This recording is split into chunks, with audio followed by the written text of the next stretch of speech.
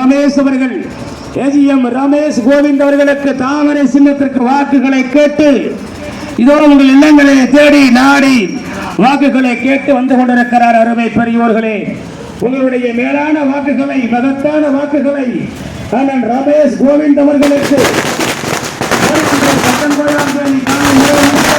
வாக்குச்சாவடிக்கு சென்று எஜி முருகையன் அவர்கள் ஈண்டெடுத்த மகனாய் எஜிஎம் ரமேஷ் கோவிந்த் அவர்களுக்கு தாமரை சின்னத்திற்கு மூன்றாவது பட்டனை அழுத்தி மூன்றாவது முறையாக நரேந்திர மோடி அவர்களை ஆட்சி வைக்க செய்யுங்கள். அந்த ஆட்சியாளரத்தை அவர் அங்கம் வகிப்பார். ரமேஷ் அவர்கள் நமக்காக போராடுவார், வாதாடுவார் என்பதை உங்களிடத்திலே தெரிவித்து எனக்கு வாக்குதாரிகள் என்று கேட்டு வந்து கொண்டிருக்கிறார். அருமை பெரியவர்களே, மறந்து விடாதீர்கள், மறந்து இருந்து விடாதீர்கள்.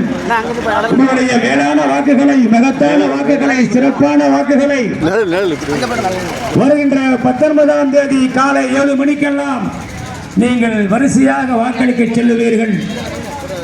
ஒரு உன்னதமான வேட்பாளர், ஒரு ஒப்பற்ற வேட்பாளர் ஏஜி முருகையன் அவர்கள் ஈண்டெடுத்த தவ புதல்வன் ஏஜிஎம் ரமேஷ் அவர்களுக்கு தாமரை சின்னத்திற்கு வாக்குகளை கேட்டு கோவூர் பகுதியிலே வந்து கொண்டிருக்கிறார். தற்பொழுது அவர்களுக்கு பொன்னாடை போர்த்தி வாழை அணிவித்து ஆதரவு தெரிவித்துக் கொண்டிருக்கிறார்கள். இந்த பகுதி வாழ் மக்கள் அனைவரும் எத்தனை முறை வாக்களித்திருக்கிறோம். தொடர்ந்து பல்வேறு கட்சிகளுக்கு ஏஜி முருகையன் அவர்கள் 1977ஆம் ஆண்டு நாகை நாடாளுமன்றத்துடைய பாராளுமன்ற உறுப்பினராக டெல்லியிலே பணியாற்றிய பெருமை ஏஜி முருகையன் அவர்களுக்கு உண்டு. அவர் ஈண்டெடுத்த மகன், அவருடைய பிள்ளைதான் இன்றைக்கு உங்களிடத்திலே வாக்கு கேட்டு கோவூர் பதியிலே களம் நின்று கொண்டிருக்கிறார்கள்.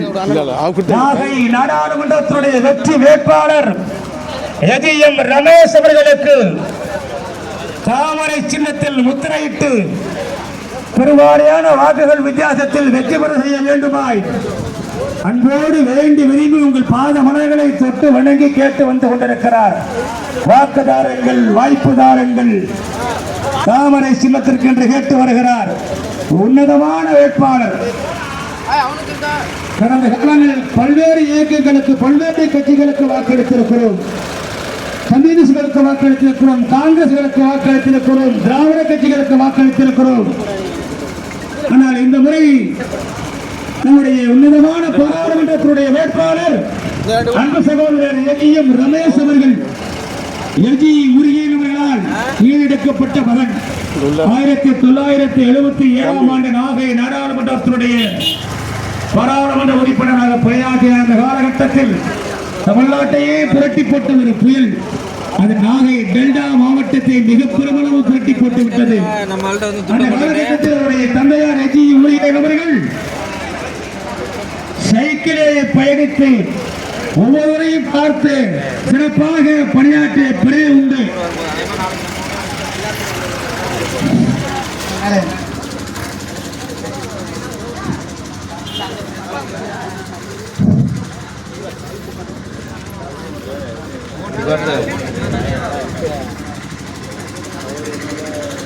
நீங்க சாப்பிடுங்க, நீங்க மைக் அடிச்சு வந்து போறீங்க. அன்பார்ந்த கோவூர் பகுதியை சேர்ந்த பெரியவர்களே, தாய்மார்களே, கூட்டணி கட்சி நண்பர்களே, அத்தனை பேருக்கும் எங்களது பணிவான வணக்கத்தை தெரிவித்துக் கொண்டு, நீங்கள் எல்லாம் மாறி மாறி வாக்களித்து நீங்கள் ஒரு முறை எங்களுக்கு பாரதிய ஜனதா கட்சியுடைய வெற்றி சின்னமாக்கிய தாமரை சின்னத்திலே வாக்களித்து வெற்றி பெற செய்ய வேண்டுமாய் உங்கள் மலர் பாதம் தொட்டு வேண்டுகிறோம். பெரியவர்களே, நம்முடைய பாரத பிரதமர்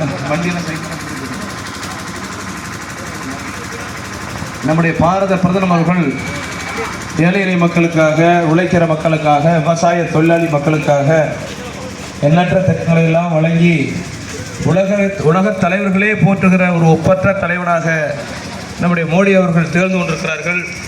சாதாரணமாக ஒரு மனிதனுக்கு என்ன தேவை என்பதெல்லாம் உணர்ந்து புரிந்து அவர்களுக்கு இருப்பதற்கு வீடு மோடி வீடை கொடுத்துருக்காங்க. குடிப்பதற்கு தண்ணீர் பைப்லைன் போட்டு ஒவ்வொரு வீடுக்கும் இந்தியாபுரம் ஜல் ஜீவன் திட்டம் என்ற ஒரு திட்டத்தை தொடங்கி எல்லா வீடுகளுக்கும் பைப்லைன், அதே போல் அனைவர்களுக்கும் கிட்டத்தட்ட 80 கோடி ரேஷன் அட்டைதாரர்களுக்கு 25லேருந்து 35 கிலோ அரிசி, எல்லாருக்கும் கேஸ் கனெக்ஷன், வீட்டுக்கு வீடு கழிவறைகள், என்று எத்தனையோ திட்டங்கள் அடிக்கிட்டே போகலாம். விவசாயிகள் பார்த்தீங்கன்னா வருஷத்துக்கு 6000 ரூபா பணம். இந்த 6000 ரூபாய் அடுத்த வருஷம் 15,000 போக போகுது. அதே போல் பயிர் பாதுகாப்பு திட்டம், மருத்துவ காப்பீட்டு திட்டம், செல்வ மகள் சேமிப்பு திட்டம், விவசாயிகளுக்கு கிசான் கார்டு திட்டம். விவசாயிகளுக்கு கிசான் கார்டு ஒரு கார்டு இருக்குது. அதை பேங்க்கில் போய் கொடுத்தோம்னா 3 லட்சம் வரைக்கும் எந்தவித ஷூரிட்டி இல்லாமல் நமக்கு ஒரு லோன் கொடுக்குறாங்க. அதே மாதிரி குறைந்தபட்ச ஆதார விலை நெல்லுக்கு. இந்த மாதிரி எத்தனையோ திட்டங்கள் விவசாயிகளுக்கெல்லாம் தொடங்கி இருக்கிற ஒரு ஒப்பற்ற தலைவர் மீண்டும் இந்தியாவை ஆள இருக்கிறார் 3வது முறையாக. ஏன்னா இந்த பகுதியில் நம்முடைய பின்தங்கி இருக்கிறது. இப்போ திரும்ப போயிட்டு இருக்கலாம், பின்தங்கி இருக்கிறது.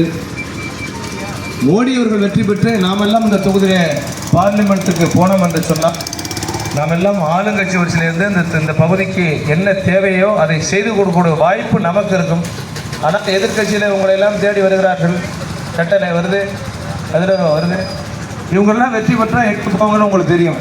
எதிர்கட்சி வரிசையில் தான் வர முடியும். எந்தவித நலத்திட்டங்களையும் கொண்டு வந்து இந்த பகுதிக்கு சேர்க்க முடியாது. ஏன்னா பார்லிமெண்ட் கூச்சல் குழப்பத்தை ஏற்படுத்தி பார்லிமெண்ட்டில் வெளிநடப்பு தான் செய்ய முடியுமே தவிர ஆக்கப்பூர்வமான விஷயங்கள் இந்த பகுதிக்கு கிடைக்காது. எனவே ஆக்கப்பூர்வமாக நல்ல விஷயங்கள் இந்த தொகுதிக்கு வரணும்னா பாரதிய ஜனதா கட்சி வெற்றி பெற்றாதான். ஏன்னா அதுதான் ஆளுங்கட்சியாக இருக்குது. பாரதிய ஜனதா கட்சி வெற்றி பெற்றதான் நமக்கு நல்ல வாய்ப்பு கிடைக்கும் என்பதை நீங்கள் எல்லாம் புரிந்து கொள்ள வேண்டும். அதிமுக கம்யூனிஸ்ட் கட்சியை ஜெயிச்சா எதிர்கட்சியிலிருந்து பாராளுமன்ற முடக்குவார்கள், வெளிநடப்பு செய்வார்கள். ஆக்கப்பூர்வமான விஷயம் எதுவுமே நடக்காது. ஏன்னா ஆளுங்கட்சி மோடி தான் வரப்போறார். அதனால மோடியுடைய எம்பி இங்கே இருந்தால் தான் நம்ம நல்ல காரியங்களை கொண்டாந்து சேர்க்க முடியுங்கிறது நீங்கள்லாம் புரிஞ்சுக்கணும். எனவே மாறி மாறி வாக்களித்த நீங்கள் ஒரு முறை பாரதிய ஜனதா தாமரசனத்தில் அமைக்கி தான் பாருங்களேன் என்ன நடக்குதுன்னு. மிகப்பெரிய அதிசயம் நடக்கும். இந்த தொகுதி சிறப்பாக வரும்.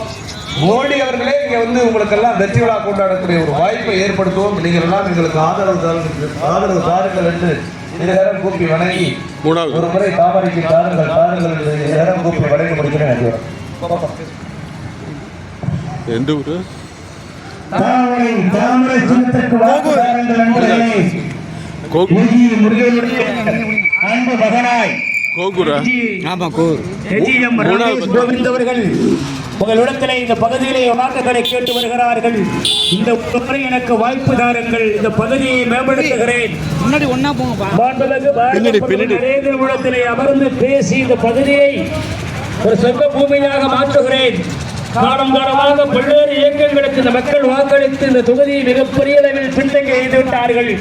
இந்த முறை நமக்கு வாக்குதாரங்கள் தாமரை சின்னத்துக்கு வாக்குத்தரங்கள் என்று கேட்டு உங்கள் வீட்டு பிள்ளையாக உங்களின் ஒருவனாய்